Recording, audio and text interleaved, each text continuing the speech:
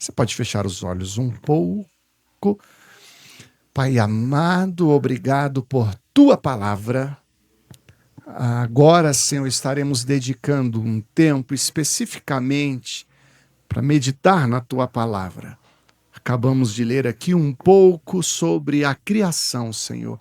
Como tu, Senhor, criou o mundo dessa forma tão inexplicável, tão incrível, e criou a nós também, Senhor. Escreveu as nossas vidas de alguma maneira. E agora dedicamos esse tempo a Ti. Desejamos conhecer um pouco sobre isso, mas desejamos Te conhecer nisso, nesse desenho, Senhor, nesses acontecimentos. Fala aos nossos corações. Oramos em nome de Jesus. Amém, queridos.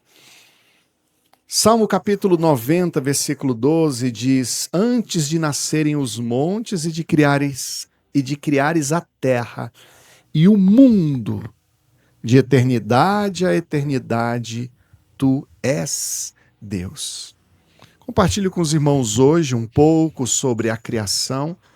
Não vai dar para exaurir o tema, não vai dar para falar tudo o que tem de falar, mas quero estimular os irmãos a meditarmos sobre isso.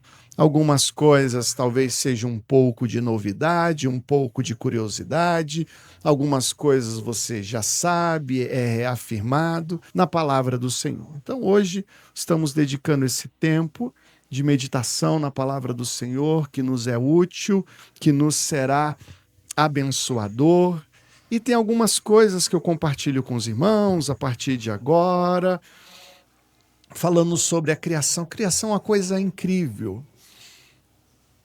Eu não sei quantos já tiveram a paciência de pegar uma noite sem nuvens, e às vezes num setor de chácara, numa fazenda onde o céu é mais limpo, e você se pôr a considerar a Via Láctea, esses 400 milhões de estrelas que compõem a nossa galáxia. A Milky Way é uma coisa incrível, queridos. A gente chega a se emocionar. Ou então você está na beira do mar, num momento bem melancólico do dia, ou de manhã cedo, ou no entardecer, ou mesmo de madrugada. Eu fiz um percurso uma vez, uns 5 quilômetros, ou foi 6 quilômetros andando. Eram umas 2, 3 horas da manhã, mais ou menos, na beira do mar. E quando eu olhava para aquele som daquelas águas, assim, irmãos, naquilo eu sentia, cara, isso é Deus, não tem como. E quando nós olhamos para a palavra que os céus, o firmamento declara a glória de Deus, a própria natureza, a gente vai olhando indicadores sutis, mais reais, que apontam para esse Deus nosso tão poderoso que criou tudo. E hoje de manhã cedo, nos preparativos, na hora do almoço, fui almoçar com minha mãe e perguntei, eu já estava com o meu esboço pronto, perguntei, mãe, vem cá, Deus fez o homem porque Deus estava solitário? Ela, não, negativo. Deus já tinha muitos anjos no céu. E antes dos anjos, ele já tinha a si, Pai, Filho e Espírito Santo, vivendo em uma harmonia. Ela falou isso com as palavras ligeiramente diferentes das minhas, e eu falei, resposta correta, a senhora está correta. E na mesma hora me recorreu uma conclusão que mesmo as pessoas mais simples, que leem a Bíblia e que recebem o Espírito Santo de Deus, minha mãe não tem 5ª série, mas conseguem ter concepções muito corretas e equilibradas a respeito das verdades bíblicas.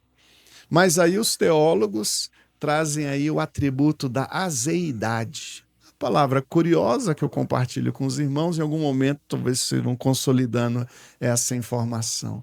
Atributo divino segundo o qual o Senhor ele é autossuficiente.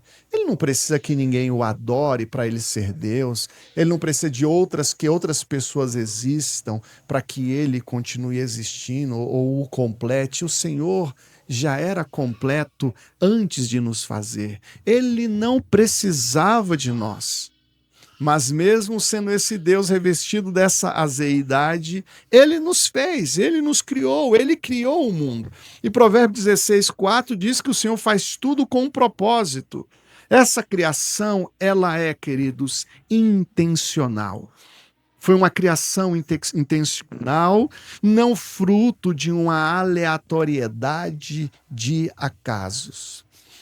E se você gosta de estatística, probabilidade, espaço amostral, a probabilidade de todo esse universo existir como nós o compreendemos, a probabilidade estatística seria uma probabilidade equivalente a um tornado, um redemoinho gigantesco passar em cima de um ferro velho, fazer as peças se baterem e ao final de tudo tem um avião montado pelo choque aleatório das peças. A probabilidade ela gira nesse patamar mais ou menos.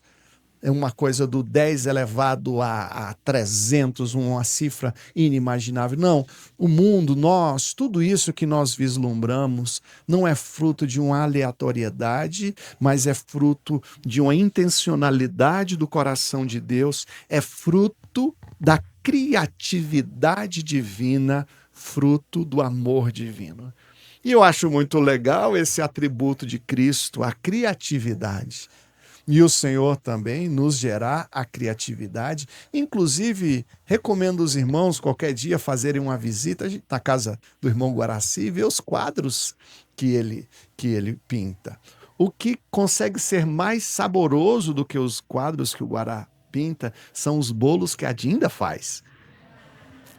Inclusive, meu coração fica dividido. Mas o Senhor, Deus criativo, ele também desperta essa criatividade em nós. Então, irmãos, quando eu começo a ler Gênesis 1, é um texto que transmite muito mais do que uma criação mecânica. E você se põe a refletir e Deus vai se revelando ali nessas páginas.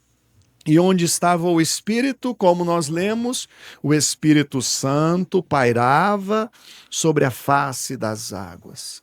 E aí o pastor vai fazer referência à Trindade na criação. A Trindade na criação. Deus Pai, o Espírito Santo e também o próprio Senhor Jesus também. E há uma referência sempre necessária em João 1:3 que diz assim, falando sobre Jesus: todas as coisas foram feitas por intermédio dele, e sem ele, nada do que existe teria sido feito.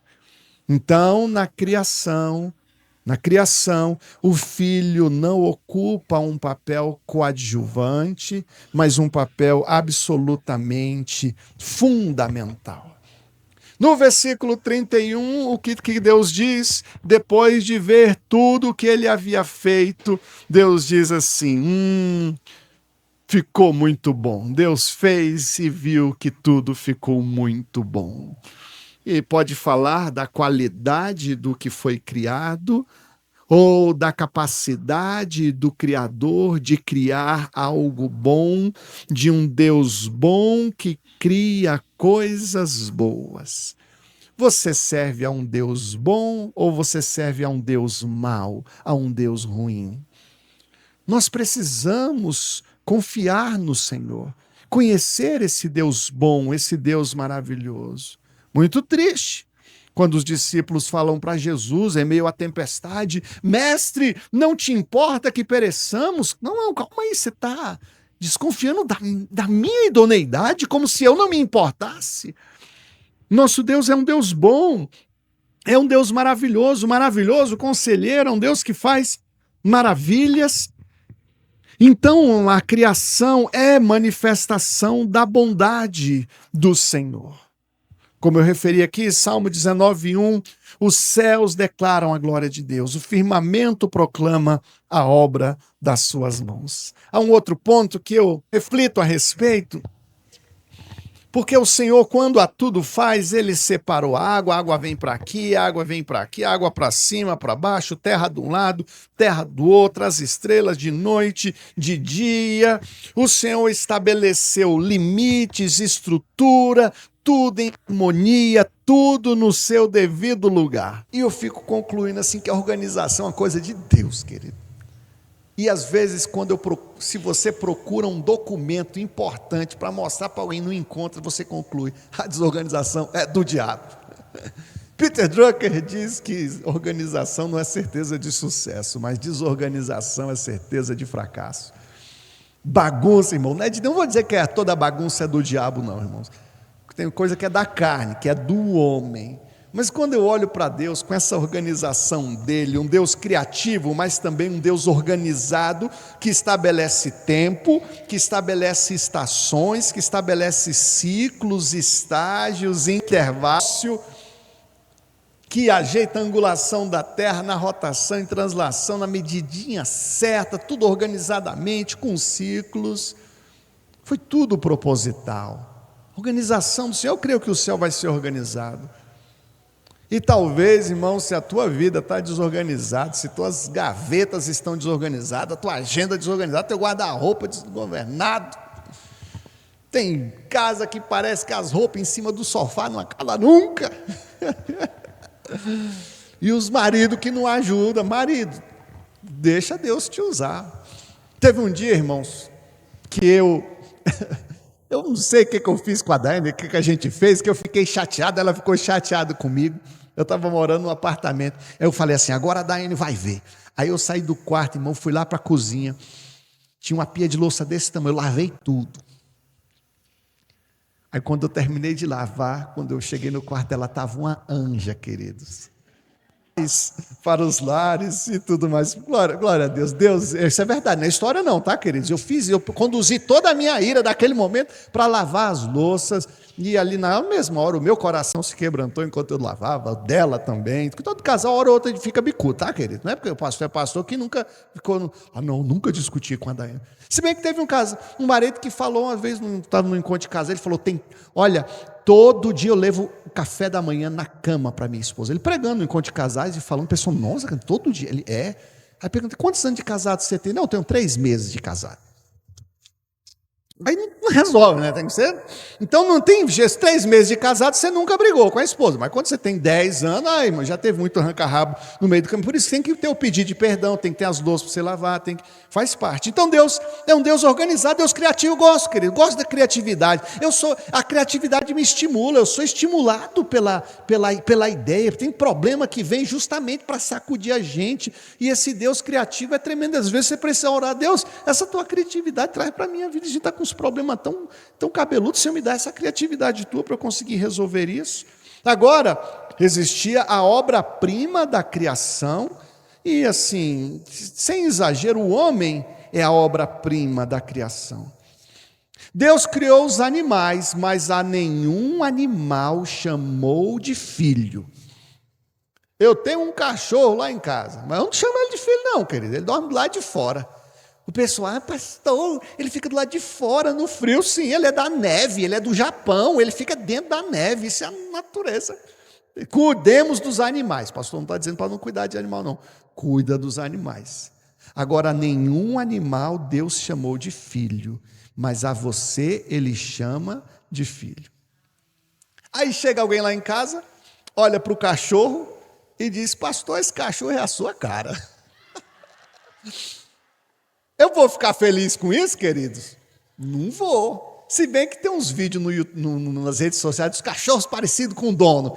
Aí você olha: cara, não é que é parecido. Normalmente eu não quero ser. Mas aí o pessoal olha o Edward andando, e o pessoal: eita, pastor, a sua cara. Aí a gente gosta, né? Irmã, alguém já disse que esse neto é parecido com a irmã, não? Já falaram? Já? Cada um quer saber. Será que parece comigo? Parece com quem? A gente tem essa curiosidade. Tanto que Deus fez o homem como, queridos? A sua imagem e a sua semelhança. Agora, tem muito pano para manga se a gente for falar até qual medida o pecado arranhou essa imagem. Mas eu olho para Colossenses, a Maria Eduarda pode colocar, Colossenses capítulo 3, versículos 8 a 10. Não perca a linha de raciocínio não, queridos. Colossenses capítulo 3, vamos lá. Agora, porém, abandonem todas essas coisas, ira, indignação, maldade, calúnia e linguagem indecente no falar.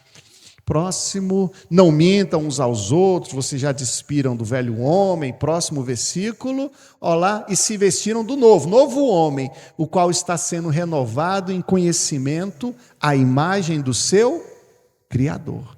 Então, como é que você, novo homem, está sendo renovado em conhecimento à imagem do seu Criador? Foi a Márcia que trouxe esse tema, não foi, Márcia, para a gente refletir a respeito? Então nós temos isso, Novo Testamento, Nova Aliança, você que tem o Espírito Santo, Deus trabalhando na sua vida, e você vai se tornando cada vez a imagem, cada vez mais parecido com Cristo. Então, o Senhor não quer que você se pareça com Ele necessariamente fisicamente, mas da forma de você viver. E olha, que pergunta, a gente gosta nos nossos grupos familiares fazer algumas perguntas quebra-gelo. E uma pergunta que eu já fiz em algum momento foi o seguinte: quem é a pessoa que você conhece que mais você acha que se parece com Cristo Jesus? Uma pessoa real aqui. Se a gente fosse fazer uma pergunta aqui entre os irmãos, quem você acha aqui da igreja é a pessoa mais parecida com Cristo Jesus? E você descobrisse que você foi o que ganhou a eleição e te acharam parecido. Que coisa, que referência maravilhosa. As pessoas do seu trabalho olharem para você e identificarem em você um seguidor de Cristo Jesus, não pelos clichês ou trejeitos religiosos, mas por causa de um amor, de um andar correto e um altruísmo que o pessoal vai dizer, não, esse daí é parecido de fato com Jesus Cristo. Agora, Deus não queria apenas criar o homem, colocar o homem ali num lugar e ficar observando o homem. Deus cria o homem para se relacionar como um pai se relaciona com um filho, inclusive caminhando com ele na viração do dia, falando e ouvindo. E o que eu tenho passado para os irmãos agora, nesses 20 minutos de palavra, são coisas, sei lá, de quantos mil anos atrás, a época de Adão e da criação, mas são coisas que se reproduzem no nosso cotidiano com Deus hoje, de um Deus que quer te ouvir, de um Deus que quer te falar. E assim, não é toda hora que eu fico ouvindo Deus falar comigo. Não, acabei de Deus falar. Tem gente que é com tanta facilidade, mas não é tão comum não. Mas Gabriel, hoje de manhã, eu senti que Deus falou uma coisa comigo. E sabe o que foi que ele disse? Eu não vou dizer, porque foi algo bem para mim mesmo. Talvez eu te fale depois, não interessa aqui agora, porque tem coisa que Deus fala com você, não é para outra pessoa. Mas eu fiquei feliz. E eu creio que Deus continua falando, através da palavra principalmente, mas Deus fala no íntimo também, com situações de N formas. A gente tem uma linguagem tão, às vezes, linear, o Senhor tem uma forma em 3D, 4D aí para falar conosco, sabe? Isso é maravilhoso. E tem um versículo que eu, nessa meditação, achei muito interessante. Gênesis 2,15 diz assim, prestem atenção, eu preciso de concentração. O Senhor Deus colocou o homem no jardim do Éden para cuidar dele, para cultivá-lo e guardá-lo. Presta atenção, cultivar, guardar, eu creio que era uma espécie de trabalho. Data máxima não. Às vezes a pessoa pode ter um prisma assim de tão satisfatório que não é um pesar. Nesse sentido, sim.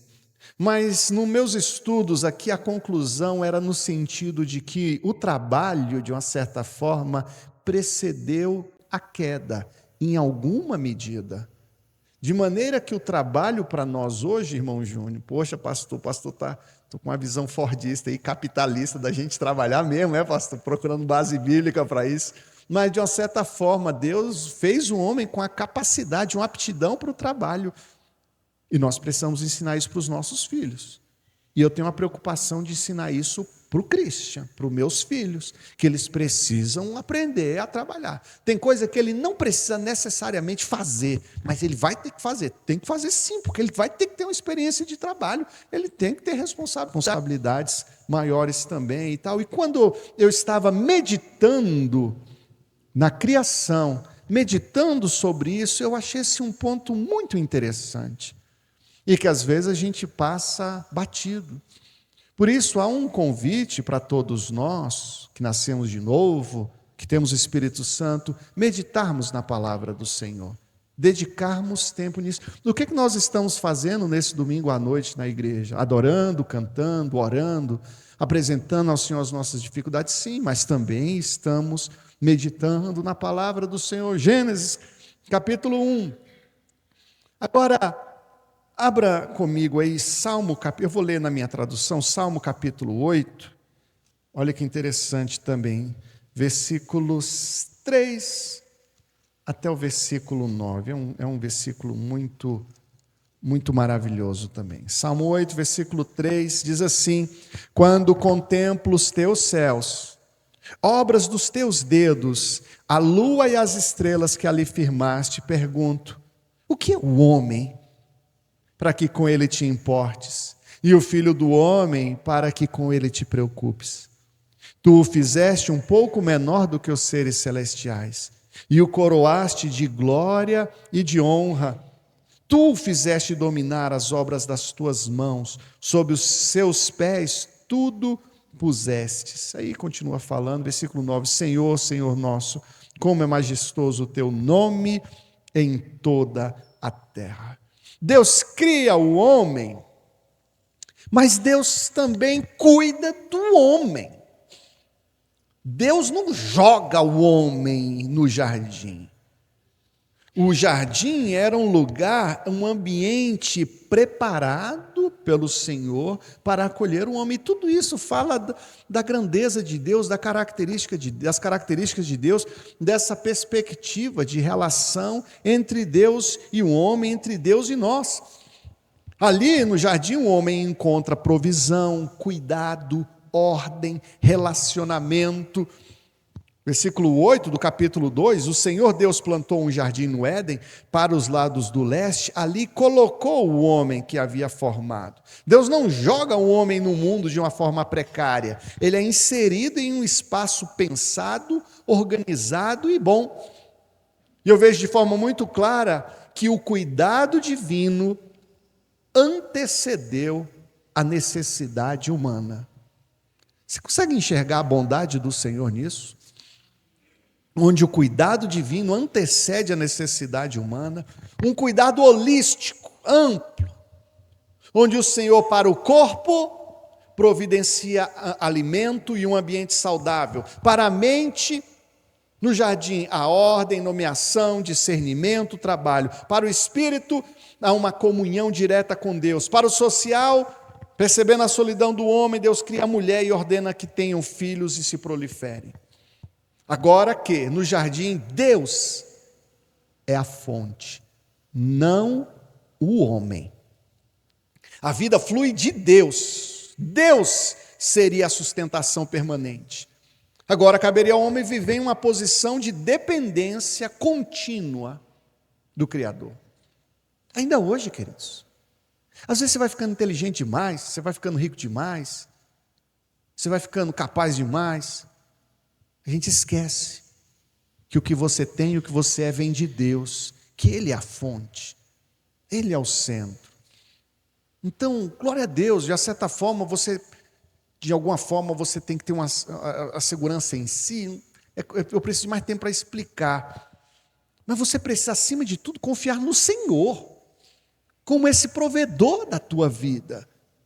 Porque na hora que tiver em dificuldade também, que tudo ruir, o Senhor vai continuar sendo provedor, com aptidão para abrir portas novas, as mais diversas. Mas em linhas últimas, se Deus fizer, Ele é Deus, se não fizer, Ele é Deus, se a porta abrir, se fechar, Ele é Deus. E nós precisamos ter essa convicção, essa confiança no Senhor.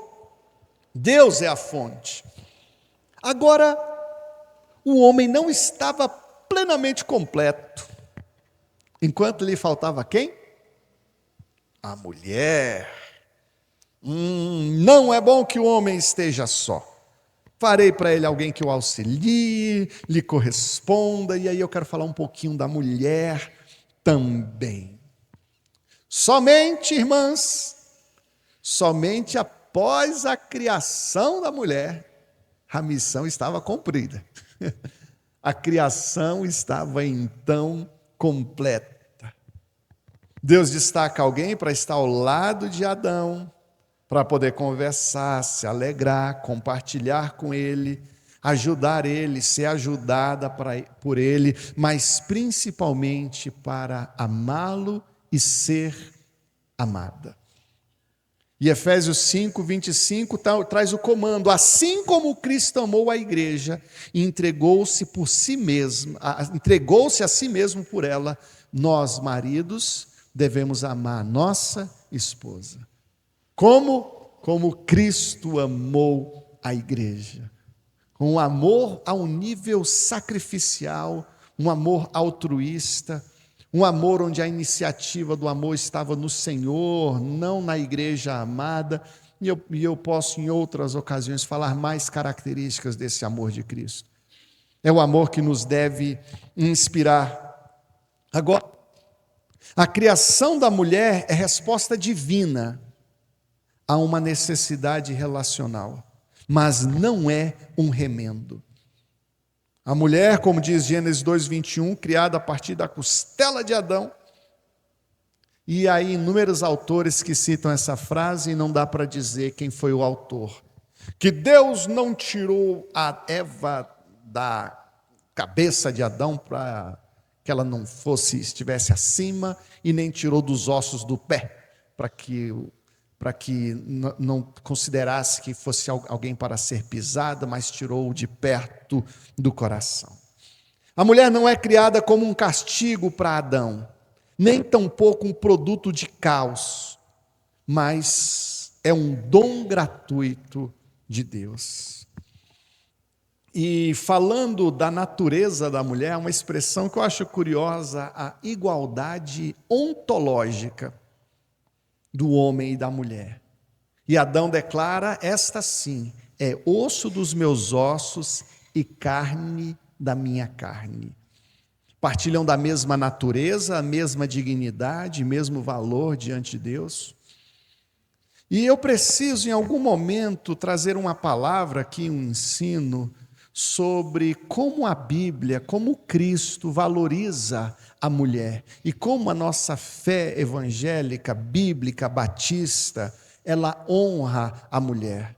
Porque não raro você vai ver pessoas, a igreja é machista, e que é isso e aquilo outro, e você que conhece mais de Bíblia, que reorganiza esses pensamentos, você vai conseguir ver como a mulher é honrada ao longo de toda a história da Bíblia e tudo mais. Então, existem N referências nesse sentido. Eu trago aqui algumas aqui nesse sentido para os irmãos. A tal ponto, uma que eu já citei, quando Deus fala para o homem amar a mulher como Cristo amou a igreja, um amor sacrificial.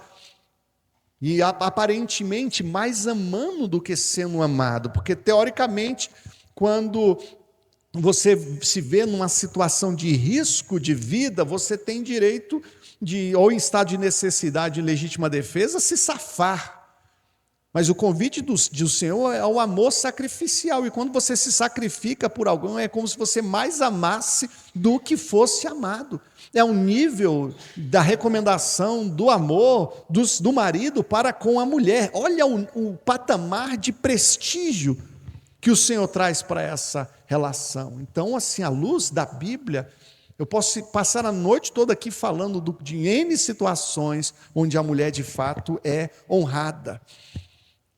E então, a mulher não é um objeto, mas ocupa um lugar de honra, respeito e amor.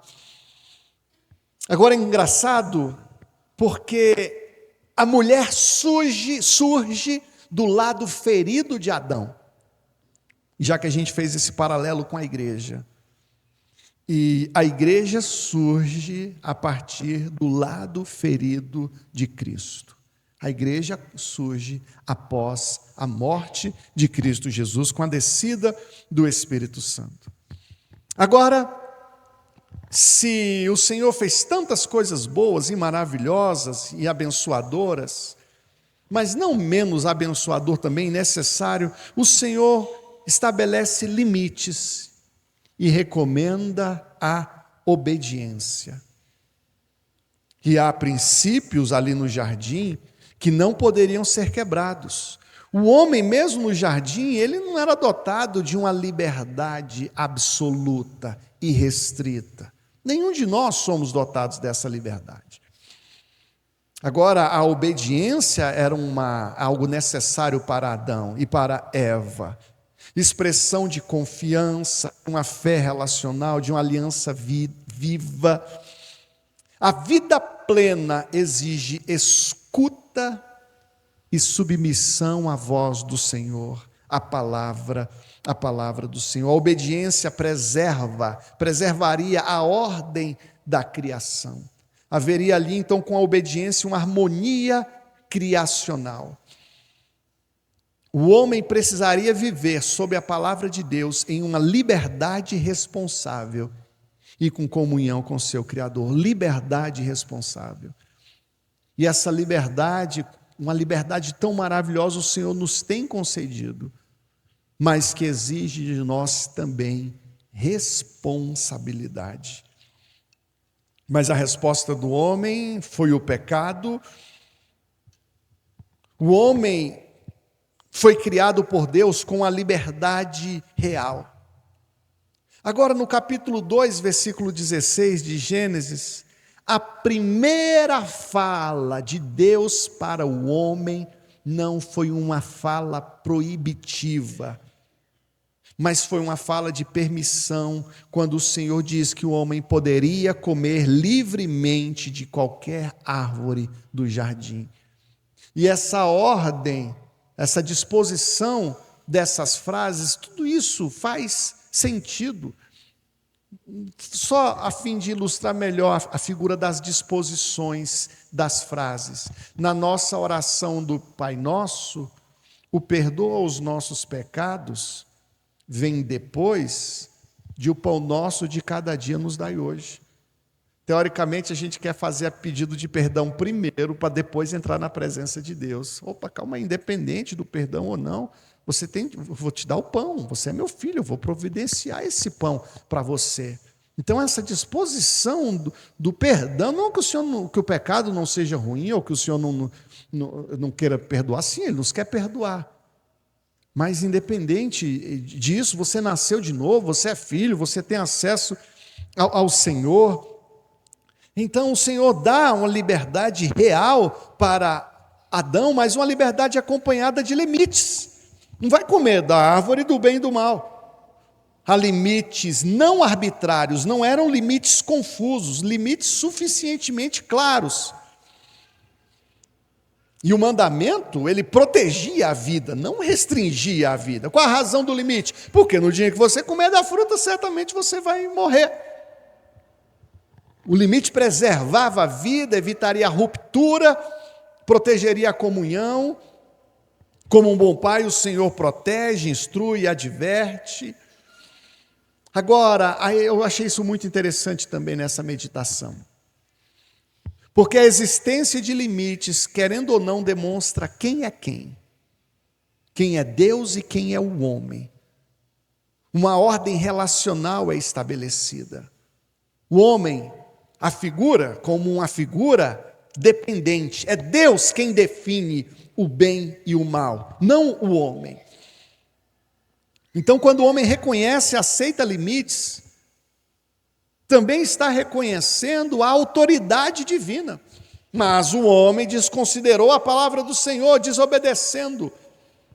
E a queda não vislumbro como um ato violento e externo, mas como algo muito mais profundo, uma desobediência consciente da palavra de Deus. Os irmãos estão prestando atenção? Amém? Eu achei isso interessante. São assim, uns detalhezinhos que a gente precisa concentrar para entender. Então, foi uma desobediência consciente, irmãos. Ai, pastor, de repente eu pequei. Irmão, normalmente não é assim não, tá? Pecado vai chegando ali, você vai estar sabendo. Normalmente você prevê, você sente que vai pecar. Você sente que você já está num ambiente suspeito, você já vê que você já não está no normal, você vê que suas palavras já mudam, seu jeito já não está no normal, você vai percebendo o pecado se aproximando e se instalando e se consumindo, e o pecado ali, a desobediência foi consciente, o homem desconsiderou a palavra do Senhor. E aí a estratégia do Satanás é sempre a mesma: questionar a autoridade do Senhor, relativizar a palavra, substituir a palavra. E então há uma inversão de valores. Diz Gênesis 3:6: vendo a mulher que a árvore parecia agradável ao paladar, atraente aos olhos e desejável para dela se obter discernimento, tomou do seu fruto, comeu-o e deu ao seu marido. E há aqui uma inversão de valores, quando os sentidos se sobrepõem à palavra, quando o desejo se sobressai à obediência, quando a criatura julga o Criador, e o homem quer decidir por si só o que é bem, o que é mal, o que é bom, o que é ruim, ignorando a revelação divina. A autonomia do homem, então, se torna para si mais caro do que a obediência. De maneira que eu falo que a rejeição da palavra precedeu a rejeição a Deus. Primeiramente se limita a palavra, relativiza a palavra para depois desobedecer a Deus. Menosprezou a sabedoria de Deus e sua autoridade. Mas que Deus, eu sei o que é melhor para mim. E aí avança ainda numa conclusão: desobediência, sim.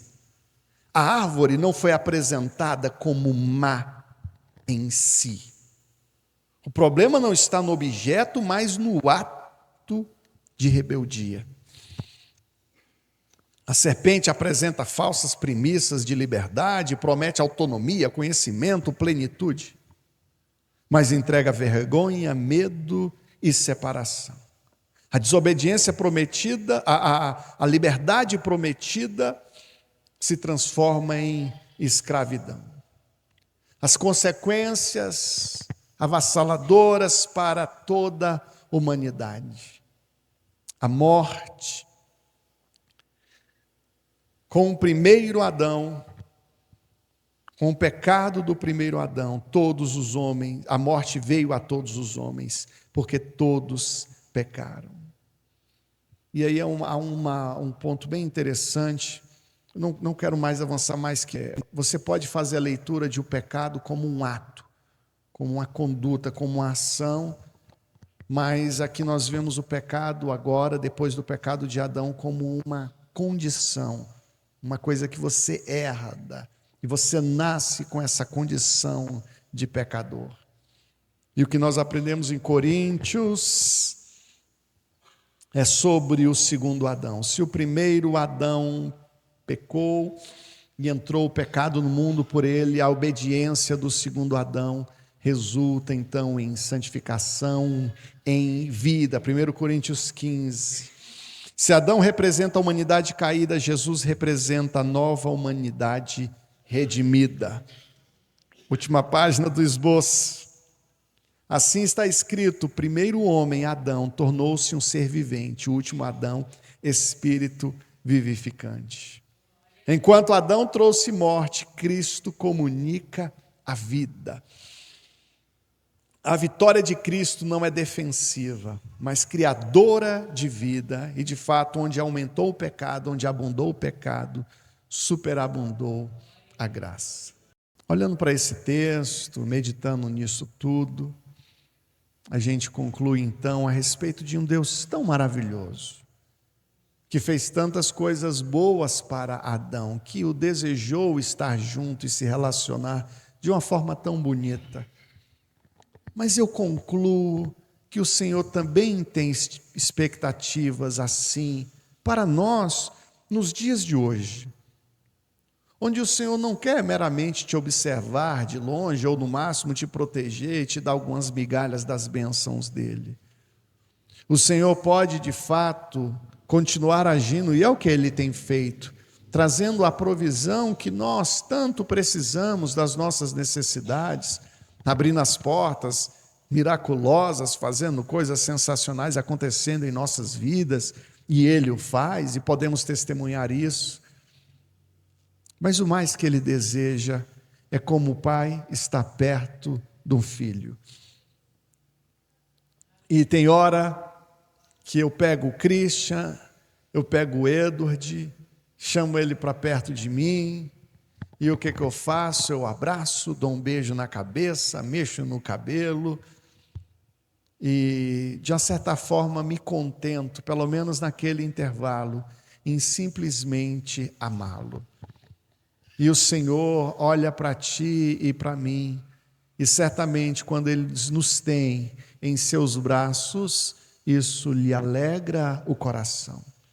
E que a meditação essa noite nos sirva para nos posicionarmos em relação ao pecado, não abandonarmos um tão grande amor e tão grande honra que temos recebido do Senhor, por causa de, sei lá, os benefícios do pecado, os placebos, benefícios placebos, os mais diversos, mas de fato valorizarmos essa presença, essa companhia do Senhor Jesus. Podemos nos colocar em pé para fazermos essa última oração? E eu queria que você fechasse os olhos, e quero orar contigo nesse momento. Pai amado, nós oramos a Ti. Senhor, quando nos pomos a olhar para a criação, Senhor, que Deus tremendo é Tu, Senhor. Que Deus tremendo é Tu, Senhor, que fez a aurora boreal acontecer. Que faz, Senhor, o cometa Halley dar essa volta aqui perto da nossa casa de vez em quando. Tu, Senhor, que fez a supernova, que fazes, Senhor, os conglomerados de galáxias. Senhor, que põe termos nos buracos negros, dizendo até onde eles podem ir. Senhor, que separa, Senhor, os céus e a terra seca, Senhor, do mar. Mas ao mesmo tempo é o Deus que nos chama pelo nome.